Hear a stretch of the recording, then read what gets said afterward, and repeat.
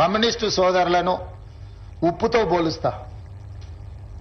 ఏ వంట ఏ మసాలాలు ఎన్ని పెట్టి వండినా ఉప్పు వేయకపోతే దానికి రుచి ఉండదు. మసాలాలు ఎంత గొప్పగైనా కలపొచ్చు. నలభీమ పాకం వండే గొప్ప వంటగాడు ఉండొచ్చు, కానీ ఆ వంటలో ఉప్పు లేకపోతే దానికి రుచి అనేది రాదు. ప్రజా సమస్యల మీద కూడా ఎర్రజెండా కనిపించినప్పుడే ప్రజా సమస్యల్ని పరిష్కరించడానికి ప్రజలకు ఒక విశ్వాసం. అది మేము ఎన్ని చెప్పినా వీళ్ళు అధికారంలోకి రావడానికి ఆలోచన చేసి చెప్తున్నట్టు ఉన్నారని అనుకుంటారు. కానీ కమ్యూనిస్టులు చెప్తే ప్రజలకు ఒక నమ్మకం, వీళ్ళు చెప్తున్నారంటే ఏదో కొంచెం విషయం ఉన్నట్టే ఉంది అని. కమ్యూనిస్టులు అధికారంలోకి తేవడానికి పనికొస్తారో పనికిరారో నేను విశ్లేషించలేను, కానీ ఉన్నోన్ని దించడానికి మాత్రం 100% పనికొస్తారు.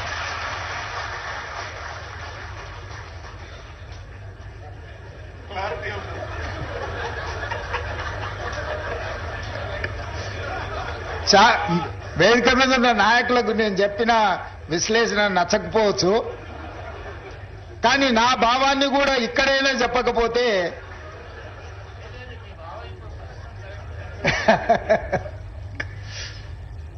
సో ఉన్న వాళ్ళని దించడానికి కమ్యూనిస్టులు ఎప్పుడూ ముందులో ఉంటారు తప్పులు చేసేవాళ్ళు.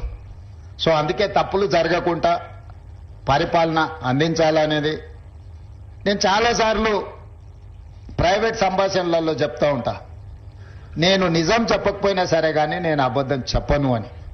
నిజం కొన్నిసార్లు కొంతమందికి ఇబ్బంది కలిగించవచ్చు, లేదా నేను చెప్పే నిజం కొంతమందికి అనవసరమైన సమాచారాన్ని ఇచ్చే అవకాశం ఉంటుంది.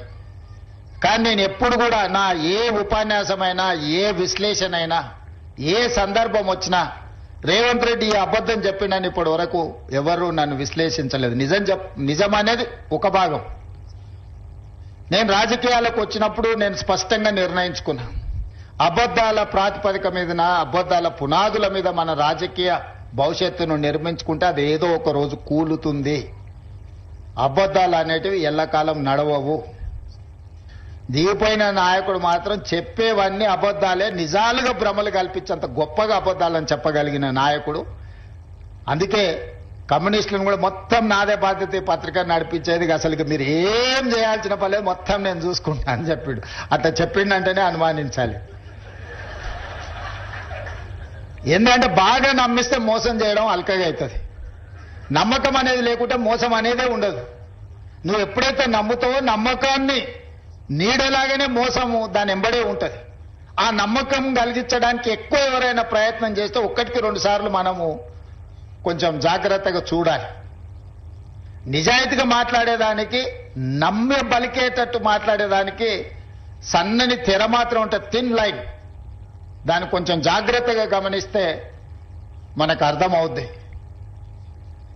నేను పార్లమెంట్ ఆఫీస్ ఓపెన్ చేసుకున్నప్పుడు మల్లు స్వరాజ్యం గారిని తీసుకెళ్లి వారిని చీఫ్ గెస్ట్ గా తీసుకెళ్లి నేను పార్లమెంట్ ఆఫీస్ మల్కాజ్గిరి ఎంపీగా గెలిచినాడు పార్లమెంట్ ఆఫీస్ ఓపెనింగ్ చేయించుకున్నాను. మా పార్టీ నాయకులు చాలా మంది పెద్దలు ఉన్నా మల్లు స్వరాజ్యం గారిని వారికి ఆరోగ్యం బాగాలేకపోయినా రాలేను అన్నంత పరిస్థితి ఉన్నా వాళ్ళ కుటుంబ సభ్యులను మాట్లాడలేదు.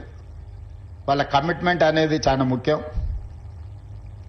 అని నా పార్లమెంట్ ఆఫీసును మల్లు స్వరాజ్యం గారు, నేను కాంగ్రెస్ పార్టీ వర్కింగ్ ప్రెసిడెంట్ ఉండి దేశంలోనే అతిపెద్ద పార్లమెంట్ నియోజకవర్గమైన మల్కాజ్గిరికి ఎంపీగా ఉండి నా పార్లమెంట్ కార్యాలయానికి ముఖ్య అతిథిగా మల్లు స్వరాజ్యం గారిని పిలిచి వారి చేత ప్రారంభింపజేసుకున్నానంటే నా కమ్యూనిస్టుల పట్ల అపారమైన గౌరవం ఉంది.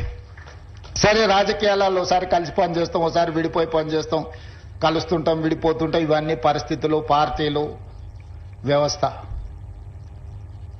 అందుకే ఈరోజు రాగానే తప్పకుండా నేను వస్తా అని చెప్పిన, మళ్ళీ ఇన్విటేషన్ ప్రింట్ చేసినాక మా మిత్రులు ఇన్విటేషన్ ఇవ్వడానికి వస్తామంటే నేను చెప్పిన వస్తా అని వచ్చిన.